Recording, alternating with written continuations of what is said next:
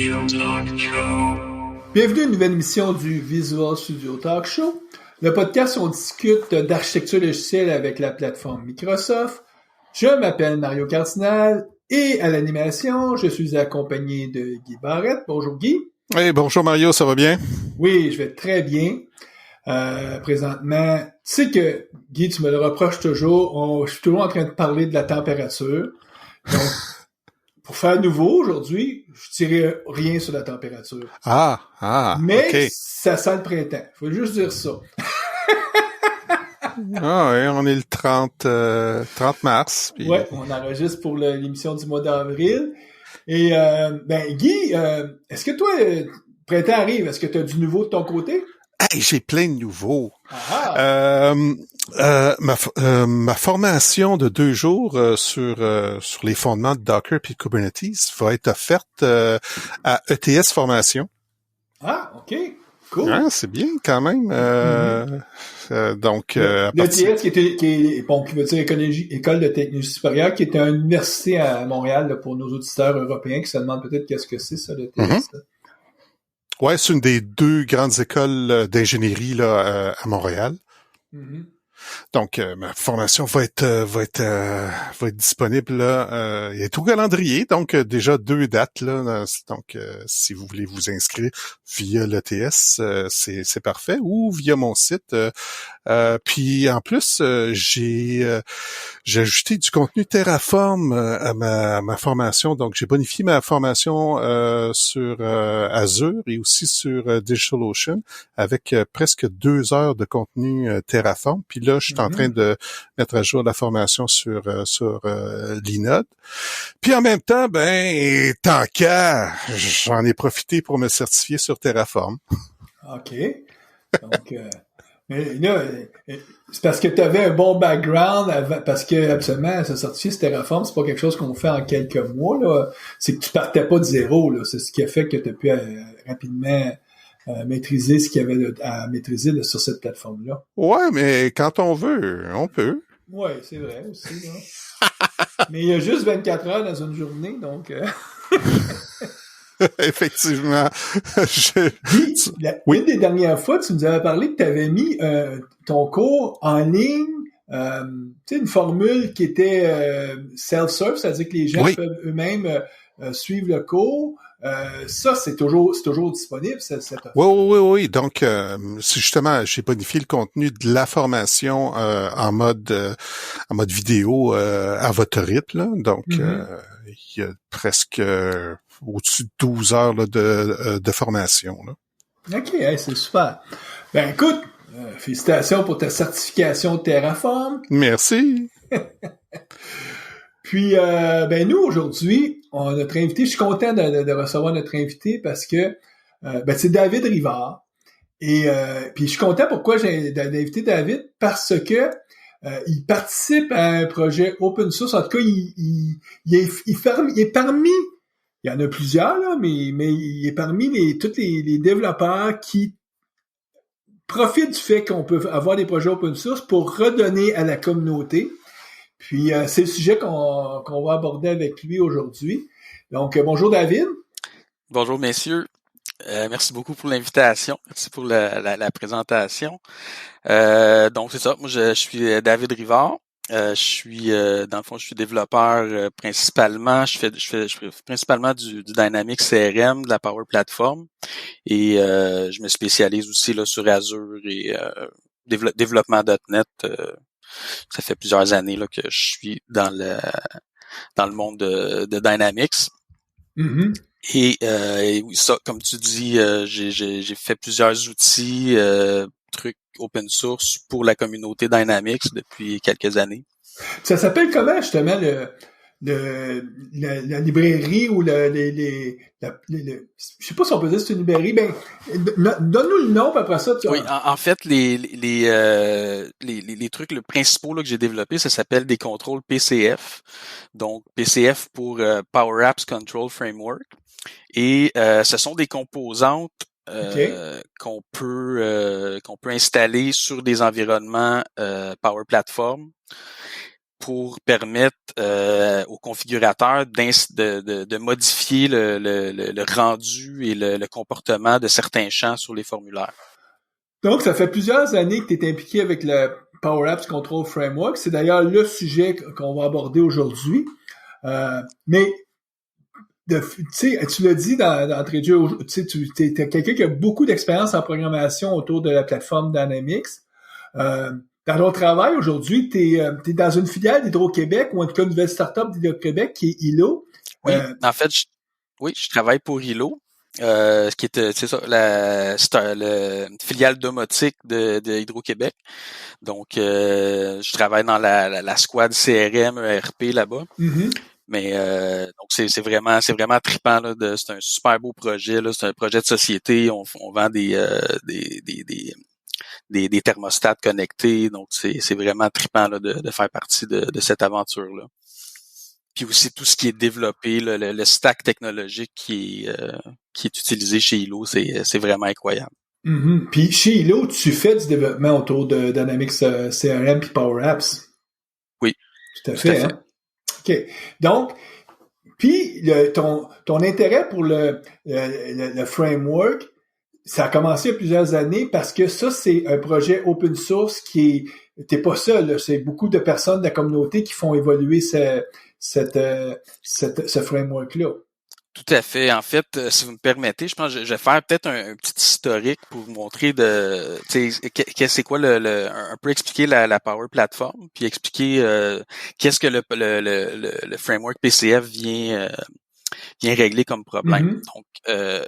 Donc si, la Power Platform c'est une plateforme SaaS de Microsoft qui en fond c'est une suite de logiciels qui cloud qui regroupe plusieurs trucs sous son chapeau, dont Power Apps, Power Automate pour faire un engin de workflow, et Power BI, et ainsi de suite.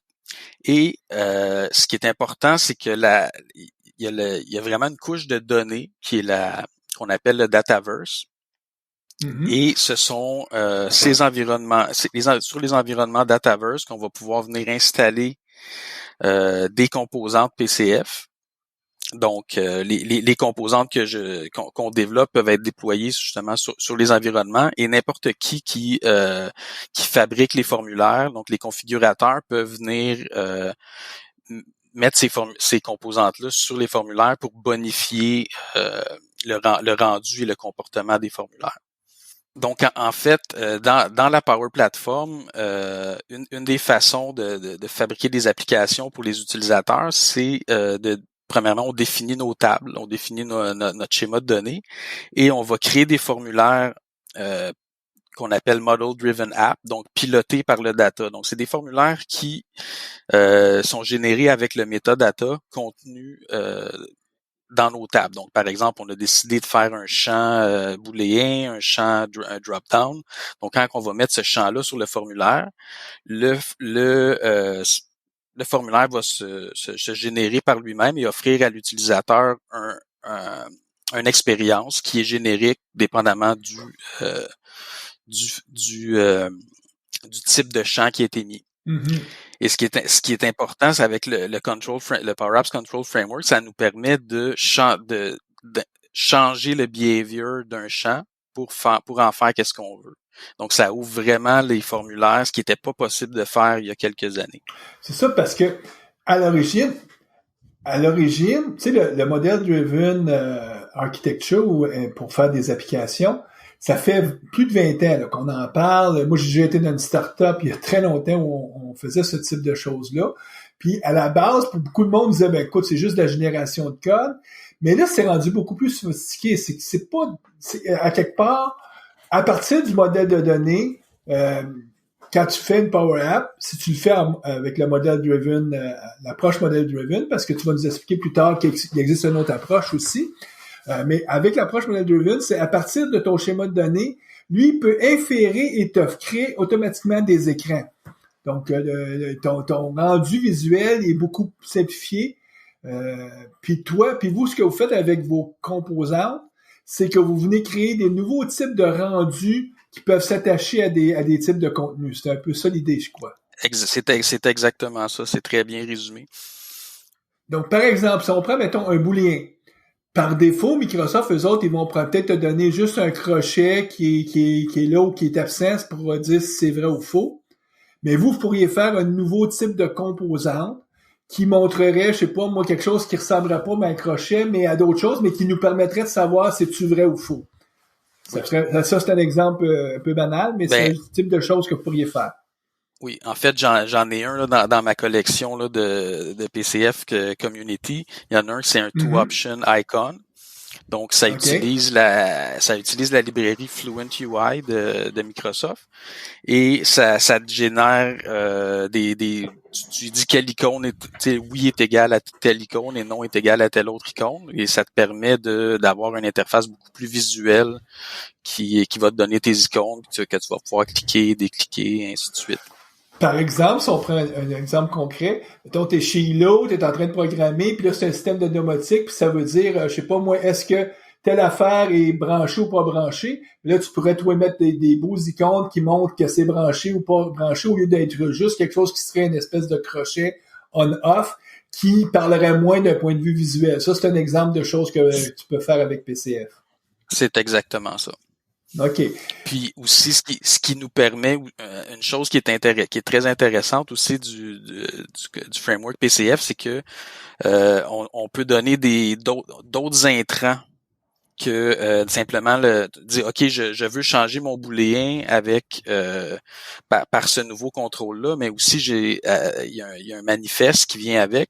Et puis, on peut définir certaines propriétés qu'on va demander à l'utilisateur de venir nous fournir quand il va mettre le contrôle sur son formulaire. On va dire, donne-moi telle ou telle autre propriété. Puis ça aussi, ça va venir bonifier ce que le contrôle peut faire. Puis, en plus de ça... J'imagine que tu peux définir des valeurs par défaut. Des valeurs par défaut, mais on peut donner aussi des valeurs dynamiques. On peut se binder sur un autre champ du formulaire. Donc là, quand on va changer le deuxième, le champ qui est dépendant, et le rendu du formulaire va changer. J'en ai un qui est, par exemple, j'en ai un qui est un Sparkline. Donc, il prend il génère un genre de Sparkline avec des chiffres que tu as rentrés dans un champ. Pour nos auditeurs qui ne seraient pas familiers avec ce que c'est un Sparkline, quand vous voyez des petits graphiques là, tout petits, souvent c'est des lignes. Donc, c'est un exemple, ça, de Sparkline. Puis là, toi, tu dis que vous pouvez le faire, avoir un rendu très dynamique. Donc, je te laisse poursuivre. Je m'excuse d'avoir interrompu, David. Oui. Non, il n'y a pas de problème. En fait, il y a un paramètre qui est la couleur. Donc, puis j'ai mis un autre tu peux mettre un autre contrôle qui est un color picker. Puis en changeant le color picker, mais dynamiquement, le formulaire, la couleur change dynamiquement au lieu d'être fixé en dur. Donc ça c'est des trucs qui peuvent être intéressants là, de chaîner les contrôles entre eux autres et de mettre des valeurs dynamiques qui vont changer pendant que le formulaire quelqu'un va changer des valeurs dans le formulaire. Donc ça aussi c'est intéressant. Donc tu nous disais au début les composantes que vous faites, ils viennent s'attacher aux données parce que les composantes fonctionnent très très bien quand on fait une application avec Power Apps qui est de type model-driven, donc piloté par le modèle. Mais prenons quelques minutes pour expliquer l'autre façon qu'on peut faire des Power Apps qui est pas piloté par le modèle. Donc, si tu veux juste expliquer ça aux auditeurs.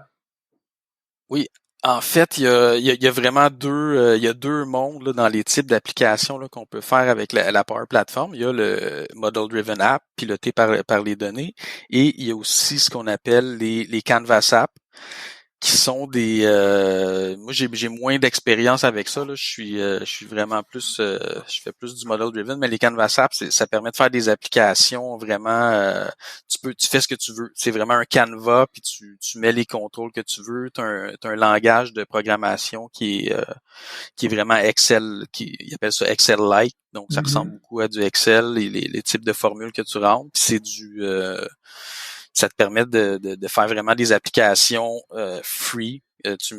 Pixel Perfect, tu mets tes trucs où tu veux.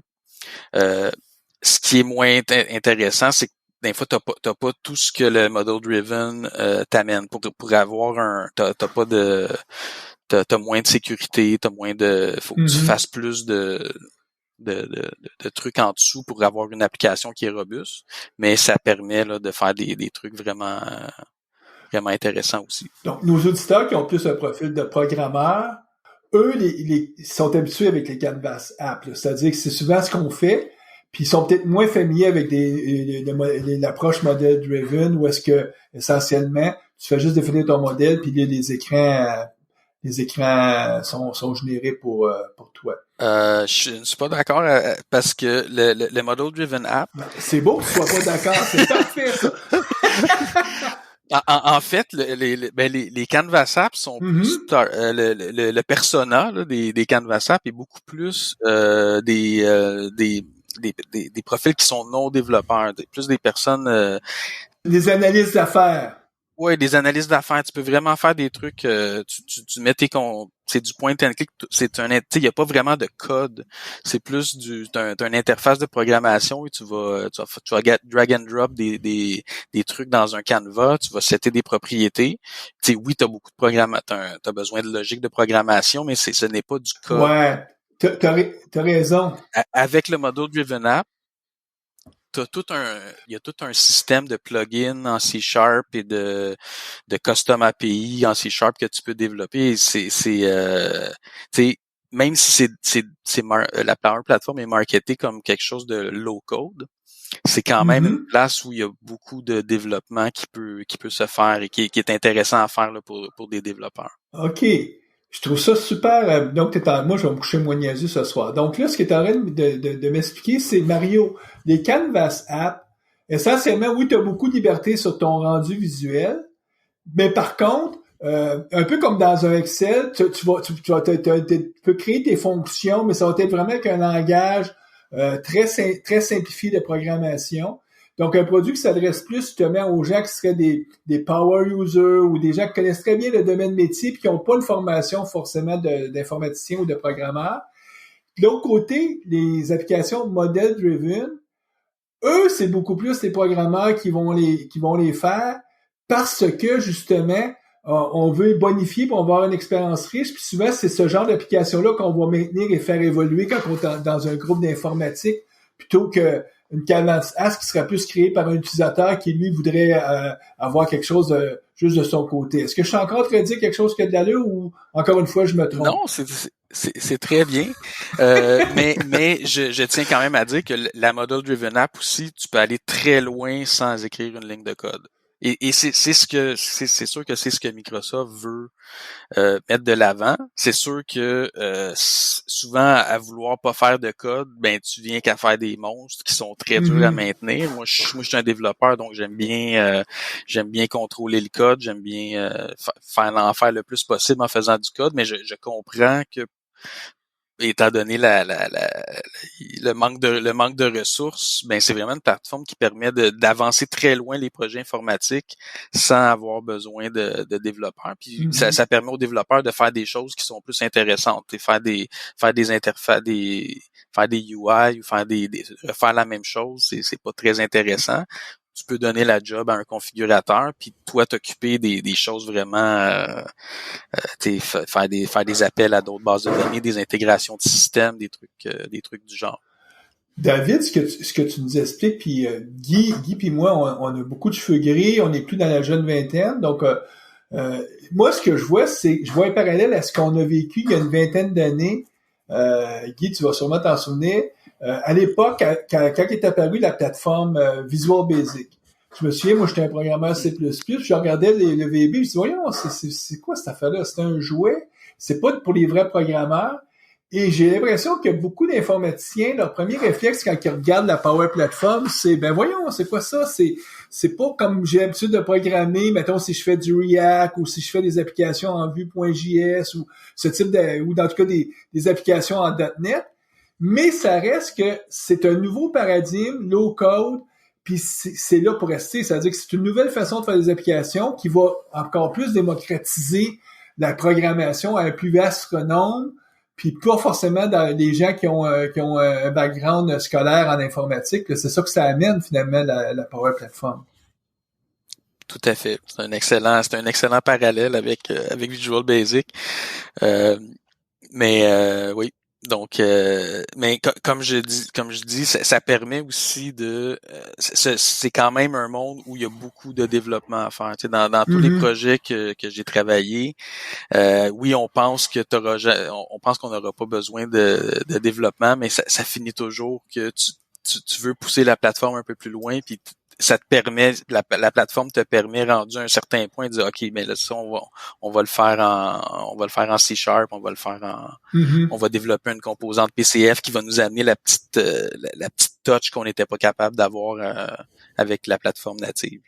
Fait que si je résume un petit peu, là, c'est que un analyse d'affaires pourrait développer ou configurer là, un écran. Puis toi, t'arriverais par la suite pour bonifier cet écran-là avec des fonctionnalités, soit au niveau visuel, soit au niveau d'agrégation de données pour les présenter de façon qui est pas native à la plateforme. Tout à fait. OK. Puis on fait ça comment? Oui, c'est une très bonne question. En fait, le framework de PCF, c'est des composantes en TypeScript. Donc, c'est du TypeScript. Il y a un truc qui s'appelle le Power Platform CLI, qui est un client, puis tu initialises un projet, puis ça te met ça te part un template de projet.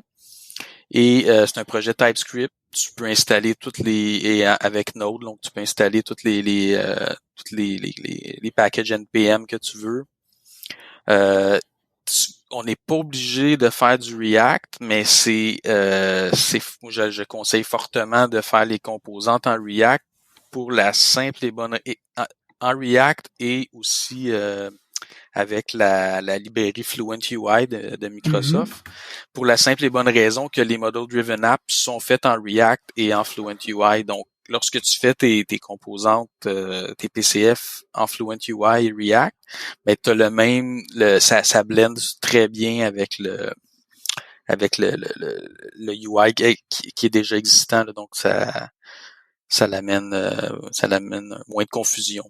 Tu sais, j'ai vu des trucs qui avaient fait en Material, c'est moins beau. Fait que là, c'est intéressant, là, ce que tu viens de parler, là, tu viens de mentionner les Node, React, c'est des choses que la plupart des développeurs front-end vont être capables de comprendre, puis d'intégrer. Donc, le défi pour un nouveau développeur, par exemple, qui voudrait commencer sur cette plateforme-là, ça serait de comprendre comment se font les hooks, comment les données sont récupérées, par exemple?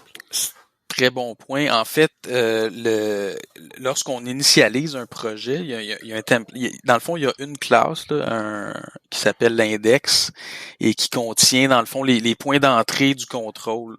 Le contrôle est initialisé au premier load de la page. Puis aussi, il y a des updates qui se font à chaque fois que on a dit que le contrôle était bindé sur un champ.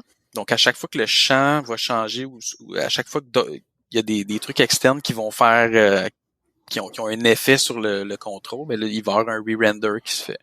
Donc, c'est une des places là, qui a été le plus compliqué, là, c'est d'apprendre à jouer avec les re-renders et comment bien repousser nos données lorsqu'on les change. Donc, c'est vraiment là qui est le secret de... Mais là, on parle, c'est une technologie web. Ça veut dire que c'est sûr que si tu connais bien le web, si tu sais faire du React, parce que au niveau aussi, j'imagine que faut que tu maîtrises aussi un peu ton CSS. En tout cas, c'est des langages du web, le HTML, CSS, pour être capable de finaliser puis de mettre très, très beau ta composante. Mais ici, on parle pas de rien qui est natif, là. C'est-à-dire que c'est pas une plateforme qui va te permettre de faire une application en iOS ou en Android, une application Windows. C'est vraiment une application web qui va être essentiellement déployée avec comme une web app. Ben, en fait, c'est un bon point. En fait, comme je disais, là, t'as le fichier index qui contient les points d'entrée du PCF, et ensuite c'est à toi de décider. Tu peux décider, ok, je crée une app React ou des trucs comme ça. Et ensuite tu vas on package ça. Il y a une façon de packager ton contrôle puis de l'installer sur un environnement un environnement Power Platform. OK. Parce que ultimement, ça te va donner une composante. Cette composante-là, tu vas la déployer sur ton environnement Power Platform, et là, tu vas pouvoir l'utiliser comme si ça avait été fourni par Microsoft, sauf que là, c'est la tienne que tu as fait. Mais tout à fait. Ton environnement Power Platform, à la base, ça crée des applications qui sont des PWA, là, des Progressive Web Apps, qui sont capables de dynamiquement de se... Tu sais, par exemple, si ta composante, tu veux qu'elle s'ajuste dynamiquement quand tu es en mode mobile versus grand écran, tu vas aussi utiliser les mêmes trucs que les gens font en PWA, c'est-à-dire que tu vas demander avec en CSS savoir je suis dans quel type de résolution, puis en fonction de ça, là, tu vas faire ton affichage en conséquence, j'imagine, dans ta composante. Tout à fait. J'ai jamais eu vraiment à jouer avec le responsiveness, là, mais c'est évidemment des trucs que tu as vraiment le plein contrôle sur le rendu de ton compte. C'est intéressant. C'est intéressant que tu dis j'ai jamais fait ça, parce que forcément, t'as pas besoin d'être comme un full super programmeur pour faire du rendu multiplateforme qui va fonctionner sur un téléphone mobile ou sur juste te concentrer sur ta composante, et puisque tu t'intègres dans l'écosystème Power Platform, l'écosystème Power Platform, ils savent comment être capable de faire ton rendu pour que ça marche sur un téléphone versus que ça marche sur un desktop, là. C'est ça, c'est le bénéfice. Exactement, que tu vas... C'est ça, ce n'est pas c'est pas une application web au complet, c'est vraiment un petit composant qui remplace un champ texte. Tu sais, par exemple, on peut remplacer, on peut se binder sur des champs, on peut se binder sur des vues aussi, mais il y a vraiment deux façons, mais c'est vraiment, tu vas remplacer un champ dans un formulaire par une petite composante, donc tu n'as pas besoin de gérer tout le real estate de la page, là. Donc c'est pas le...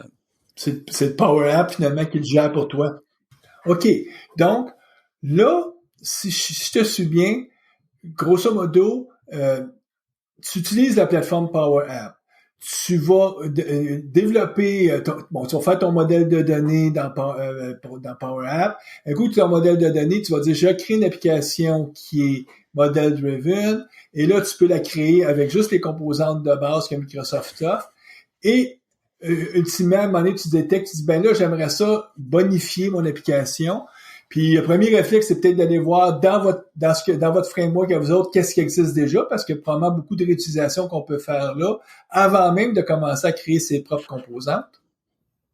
Oui, en fait, s'il y a des gens qui sont intéressés, là, il y a un site qui s'appelle PCF Gallery, c'est un MVP, là, Guido Prati, je crois, un Italien, qui a parti le site, et c'est vraiment une des places. À chaque fois que je fais un contrôle, je l'expose sur la galerie. C'est vraiment une place centrale où est-ce que t'as tout plein d'exemples. T'en as des bons, des moins bons, mais tu sais, ça encourage les gens à poster leurs trucs. Puis donc, si vous voulez essayer des PCF, vous avez une superbe collection. Il y en a des centaines. Et ça permet d'essayer les trucs. Ça permet aussi vous avez des liens. La plupart des composantes ont toutes des repos GitHub avec le code source que vous pouvez downloader, là. Donc c'est très intéressant si vous voulez commencer, voir comment les contrôles sont faits. Donc ça serait la place là, que je conseillerais de commencer. Ouais, je suis sur le site là présentement, puis tu sais, je suis tombé sur un des premiers que j'ai cliqué là, c'est une espèce de multi-switch là, donc t'as un choix, puis là t'as plusieurs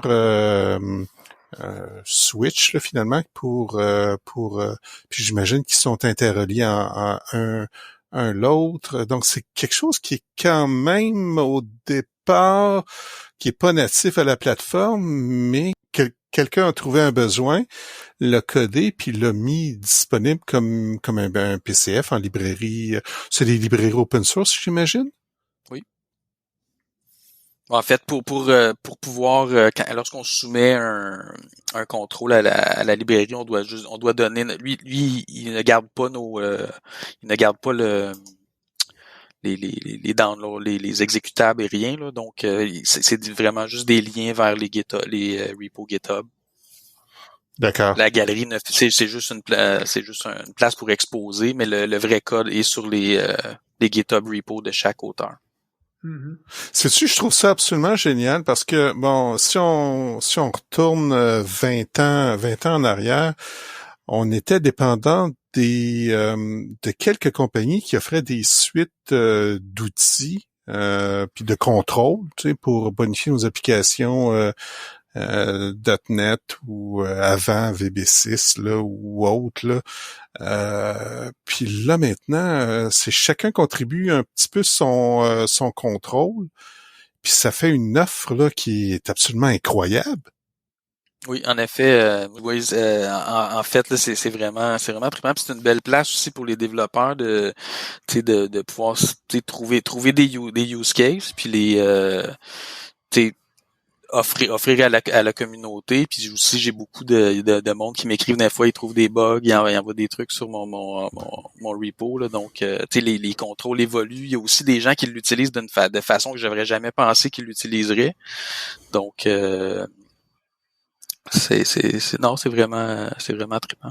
Ouais, ça c'est la beauté de mettre des bouts de code ou des outils là open source, puis t'as plein d'utilisateurs qui vont utiliser ce que t'as fait finalement en pensant que bon ça faisait 1, 2, 3, puis eux autres ils réussissent à faire 4, 5, 6 avec là. Quelque chose de dans un contexte qui est peut-être différent, ça doit être super cool ça.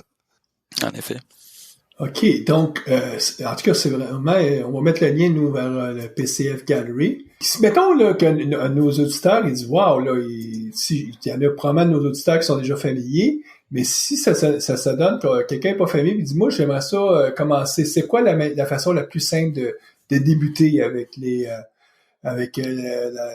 Power Apps? Ben, en fait, il y a beaucoup de ressources.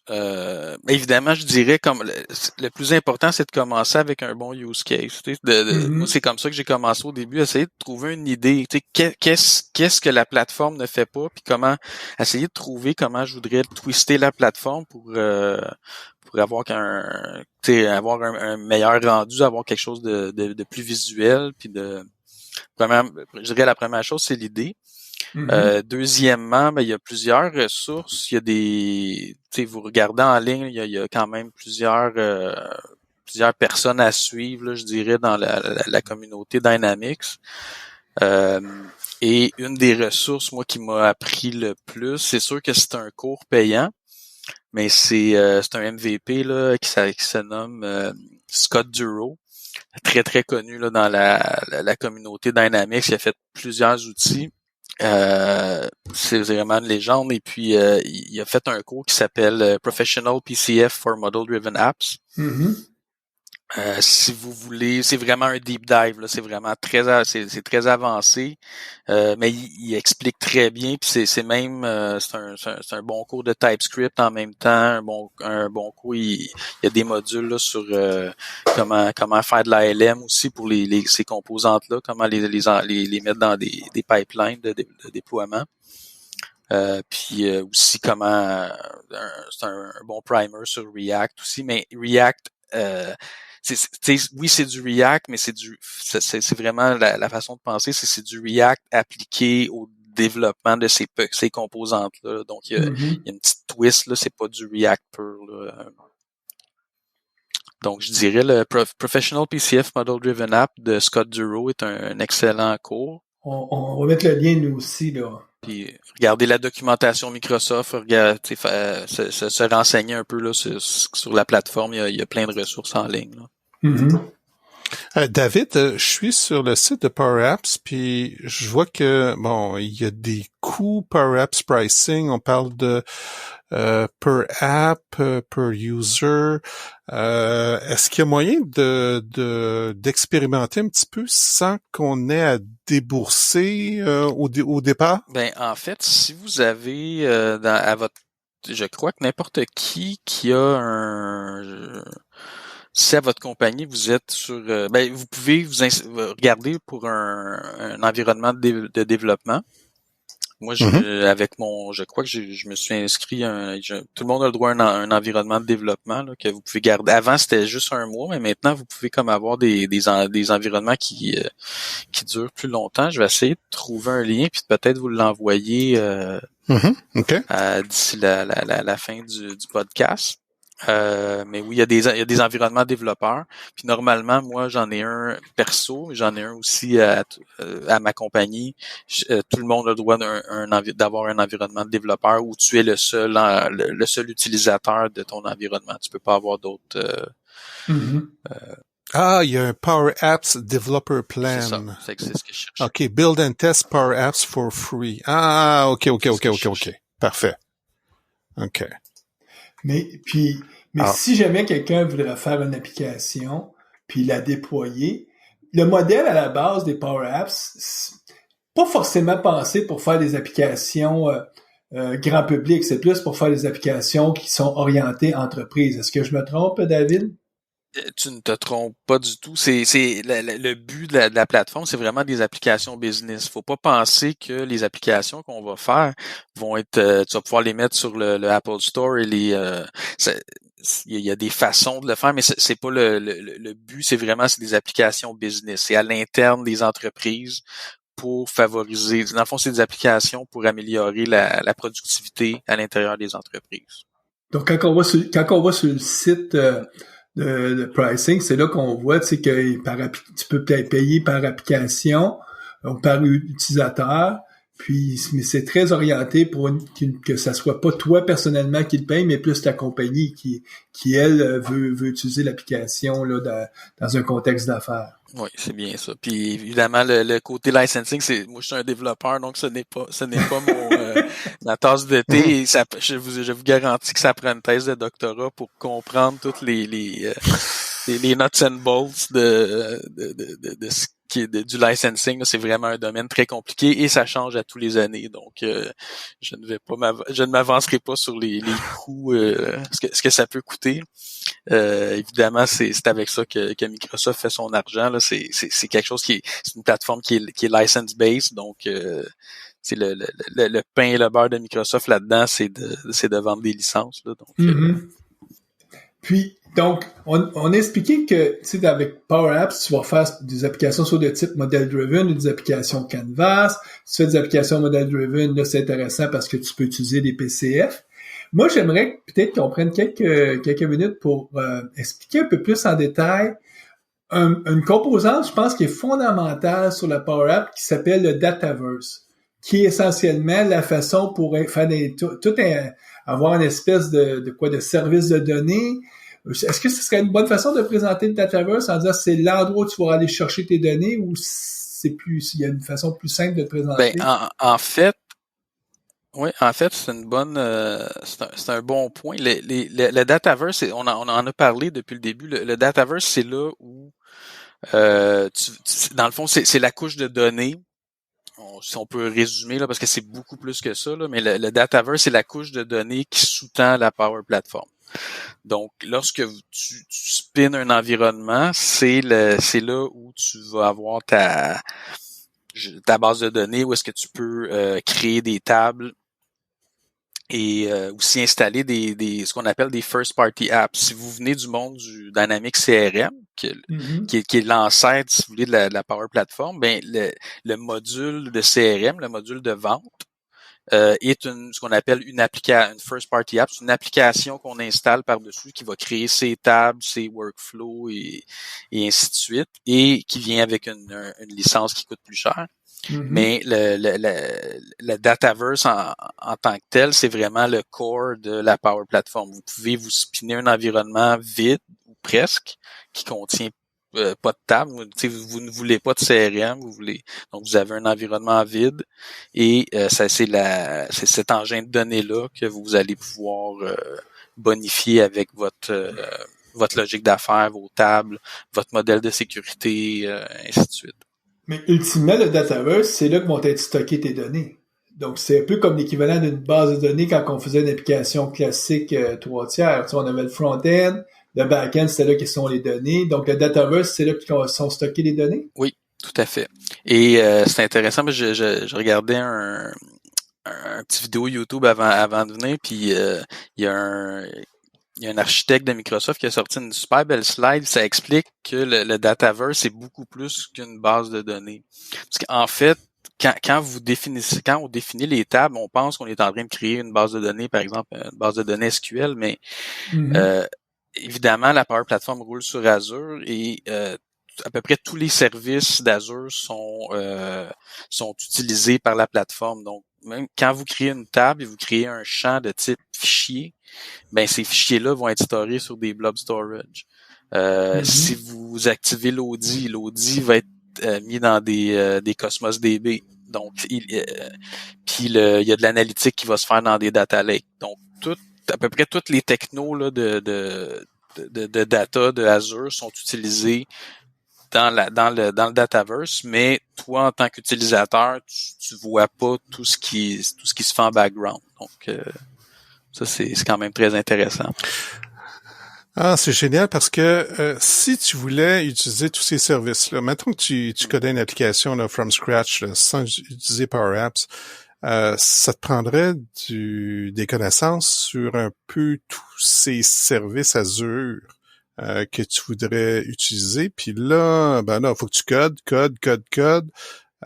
Tandis que là, corrige-moi si je me trompe, mais c'est comme la plateforme Power Apps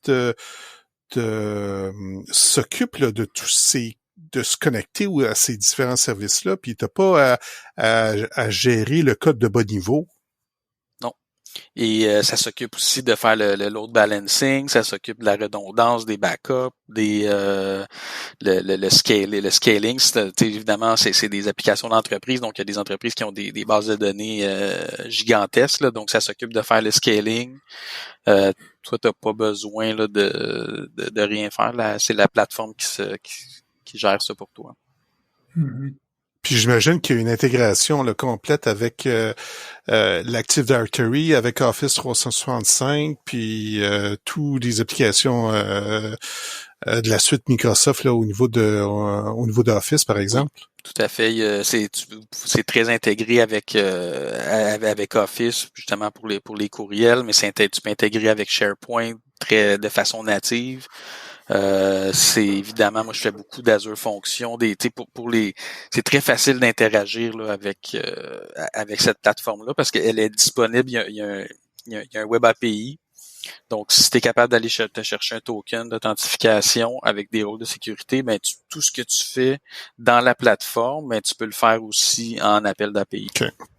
Donc, ça, c'est un autre gros plus là pour l'extensibility là, de la plateforme. Là, c'est très facile de travailler avec. Puis, comme tu expliquais aussi, t'as des first party apps, c'est-à-dire qu'il y a des applications qui eux autres sont déjà construites pour s'intégrer aisément avec la Power Platform. Une de celles que tu nous as nommées, c'est Microsoft CRM.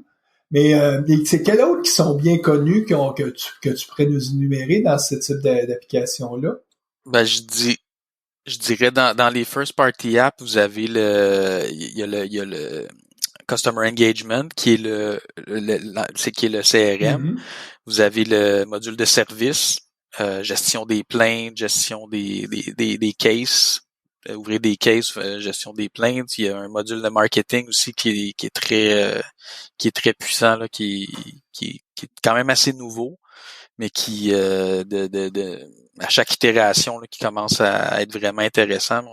Je l'utilise où je travaille. Ça, c'est toutes des applications qui sont développées par Microsoft. Est-ce qu'il y en a qui auraient été développées même par des tiers parties qui sont pas Microsoft, qui existent sur le marché, ou on n'en a pas vu apparaître encore?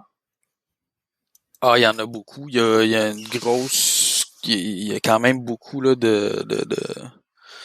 il y avait Click Dimension pour le marketing qui a été très populaire très longtemps. On en entend moins parler présentement étant donné que le module marketing de Microsoft a comme poussé en arrière, là, mais il y a énormément, il y a une grosse, je dirais une grosse communauté là il y a plein de produits c'est disponible aussi. Tu peux publier tes applications sur AppSource.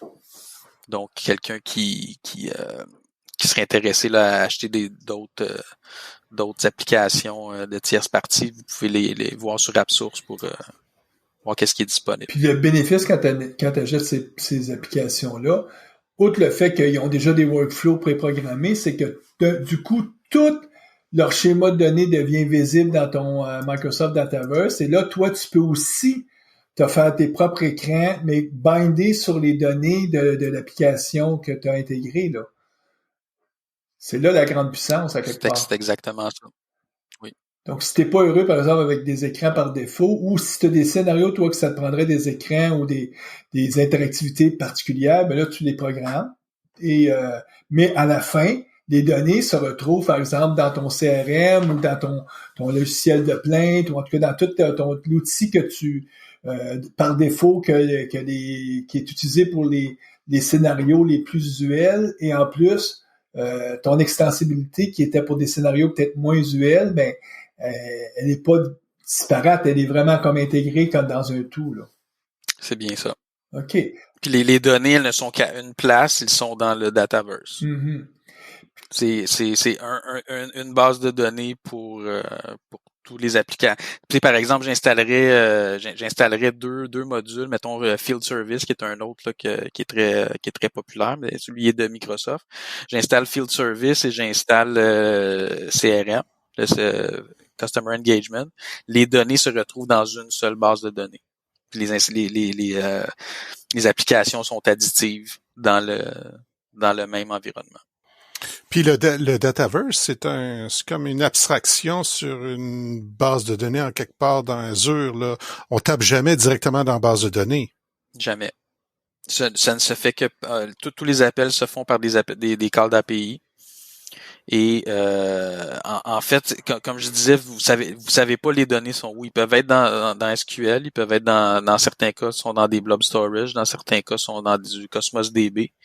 Donc c'est une abstraction sur tous ces data stores là. Ah, c'est génial. Dans le fond, ils utilisent celui qui est le plus adéquat pour ce que tu es en train d'aller faire ta query dessus. Par exemple, des fichiers c'est beaucoup plus performant dans des blob storage. Les données d'Audi, ça va être plus performant dans le Cosmos DB.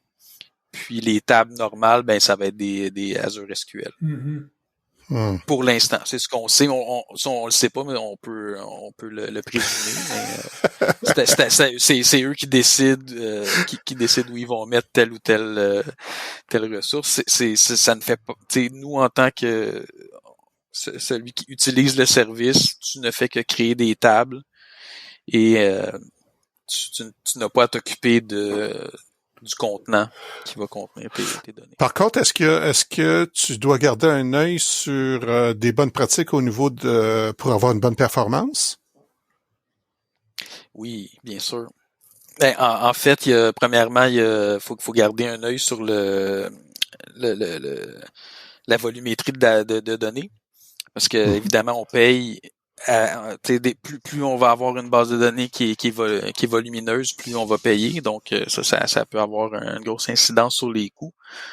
Évidemment, il y a des bonnes techniques, des bonnes pratiques là, quand on développe justement les plugins en C#, comment ou d'autres des workflows, comment ne pas mettre trop de load comment essayer de diminuer le load sur le serveur. Parce que si vous mettez à avoir des trucs qui sortent de partout, à chaque fois, on crée un compte, mais j'ai 10 000 plugins qui partent à chaque fois que je crée un compte. Puis là, j'injecte un fichier qui a 100 000 comptes. Ça risque de faire chauffer le data center. Là. Donc, des fois, il y a du throttling aussi. Là. Donc, si on essaie d'attaquer le service, on va avoir des dénis de service si on y va trop fort. Je t'ai entendu dire c'est cher, c'est parce que une des pratiques que le monde font, c'est qu'ils vont se créer des Azure Functions, par exemple, qui eux autres utilisent l'API de Dataverse pour aller lire ou écrire dedans. Puis la fonction, elle vit dans son monde à elle, là, mais elle interagit avec le Dataverse.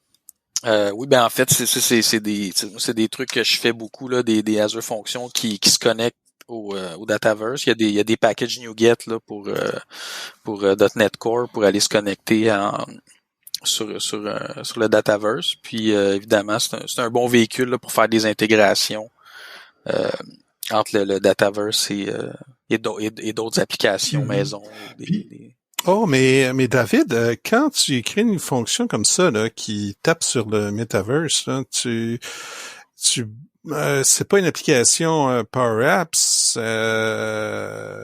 Est-ce qu'il y a un coût pour se connecter à quelque chose là, qui est pas Power Apps sur ton Dataverse? Ben en fait c'est intéressant ça. La façon que ça fonctionne, c'est qu'on ils appellent ça des app users. Donc c'est un app registration dans Azure.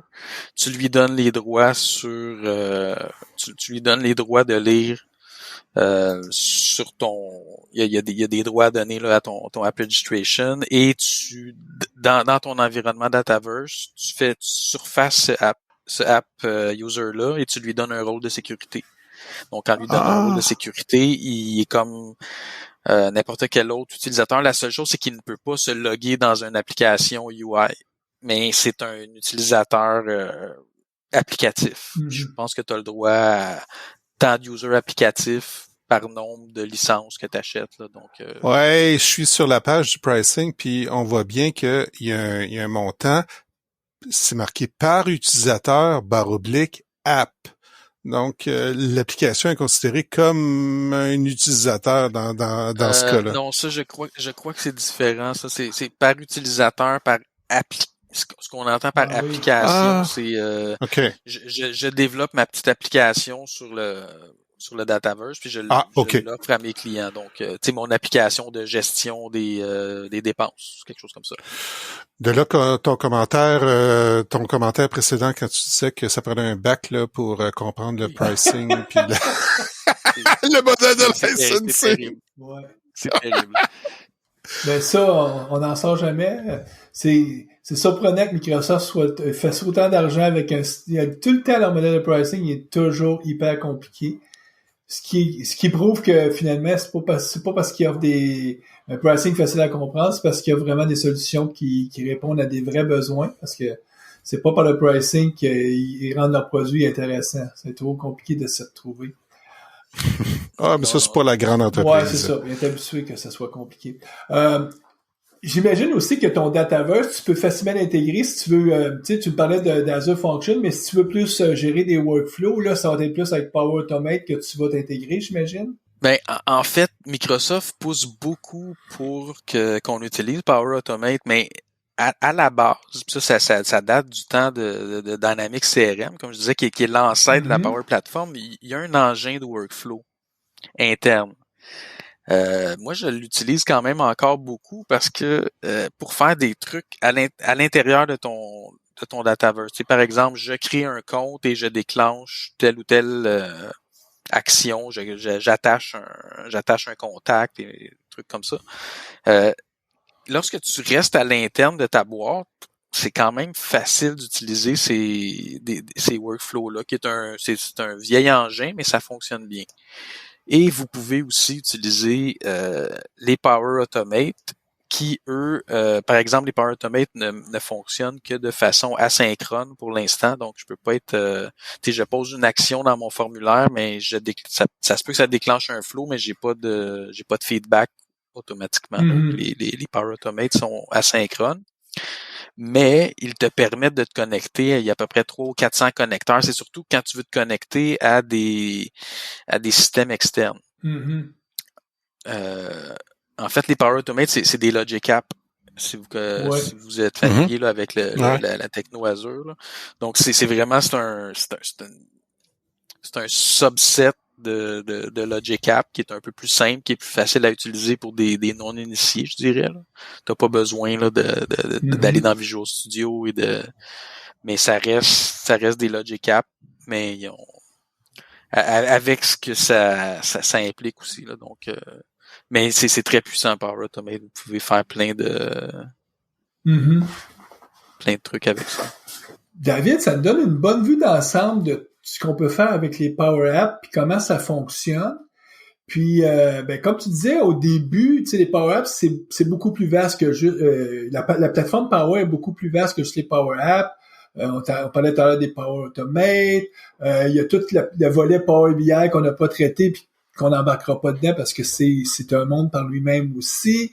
Il y a aussi tout, je sais pas comment est-ce qu'ils les appellent, là, mais c'est les modules de conversation là qui c'est quoi, des bots ou des virtual agents. Des virtual agents, c'est ça. C'est déjà appelé des bots, maintenant ça s'appelle virtual agents. Puis Microsoft sont bons aussi pour toujours renommer leurs produits. Dans les premiers temps, là, ça change le nom 3-4 fois, puis à un moment donné, ça stabilise. Donc, les Power Apps, là, je pense que ça, c'est vraiment stabilisé. Puis avec la terminologie Model Driven, qui est celle que nous, on a préconisée aujourd'hui, puis ou l'approche Canvas, qui est une autre façon de faire. Moi, je terminerais peut-être avec une dernière question pour toi, David. Justement, relié à le Model Driven puis l'approche Canvas. Est-ce qu'on peut passer d'un à l'autre ou tu choisis au début ton chemin puis là, tu vas vivre toujours Model Driven ou tu vas vivre toujours Canvas ou ce serait possible de dire je commence Model Driven puis à un moment donné, je m'en vais en mode Canvas ou je commence en Canvas, je reviens Model Driven. Est-ce que c'est possible de faire un chemin un peu... Oui, en fait, c'est une excellente question. Et puis, évidemment, c'est deux mondes, c'est vraiment deux produits différents que Microsoft a décidé de faire converger, je vous dirais. Et il y a une feature puis en plus, on va sûrement avoir plus de détails. Là. Il y a une nouvelle wave qui sort la semaine prochaine, là, le 6 avril. Et il y a le concept qui s'appelle de Custom Page. Puis le Custom Page, c'est des Canvas apps imbriqués dans des model driven apps. Donc ça va permettre encore une plus grande flexibilité, je vous dirais là dans le développement des applications. Vous commencez la façon que ça fonctionne, vous commencez quand même avec une model driven app, mais vous allez pouvoir insérer des pages de type custom page qui sont une nouvelle mouture de Canvas app et qui vont quand même être liés à ton modèle de données, mais à offrir les avantages de la Canvas app dans une model driven app. Mais tu sais, c'est encore quelque chose là, qui est en train de se scinder là. C'est pas, mais c'est quelque chose qui s'en vient. Donc, si je t'entends bien, il va y avoir des capacités d'intégration qui s'en viennent, mais à quelque part, d'entrée de jeu, fais ton choix. C'est soit une Canvas App, puis ça, si t'es un développeur, tu devrais peut-être te tenir loin des Canvas App puis être plus du côté Model Driven parce que c'est là qu'il y a toute la puissance de programmation, si je comprends bien. Oui, mais je dirais ça dépend de c'est quoi le but. Pour moi, puis ça c'est personnel, pour moi les Canvas Apps, c'est quelque chose pour un petit une petite application qui a un but bien précis. Par exemple, on veut faire une application d'entrée des feuilles de temps. Puis que tu veux il y a vraiment en plus les Canvas Apps sont vraiment bien faites pour les mobiles. Donc c'est plus il y a des avantages à faire des petites applications, mais je ferais pas de gros systèmes avec 10 000 tables reliées ou des trucs comme ça. C'est vraiment des trucs très pointus. C'est là que les Canvas peuvent avoir leur sens. D'où pourquoi qu'à un moment donné, on se dit j'avais déjà créé une Canvas app, mais je voudrais la réutiliser dans une autre application plus volumineuse. Là, on pourrait se faire l'approche d'avoir une Canvas page qui viendrait s'intégrer, puis de réutiliser ce qu'on avait déjà fait pour une autre application quasi semblable. Oui, tout à fait. OK. Ben écoute, ça te permet de faire un bon tour de roue puis de comprendre un peu mieux toute la multitude d'opportunités que nous amènent les Power Apps. Nous, on va te remercier, David, puis on espère que nos auditeurs vont apprécier. Puis, comme on a dit, n'hésitez pas à aller... ça coûte rien, c'est gratuit d'avoir une licence de développeur. Donc, vous pouvez expérimenter et découvrir par vous-même. Puis, on va souhaiter bonne programmation à nos auditeurs. Puis on les revoit le mois prochain. Donc, à la prochaine. Merci, David. Au revoir.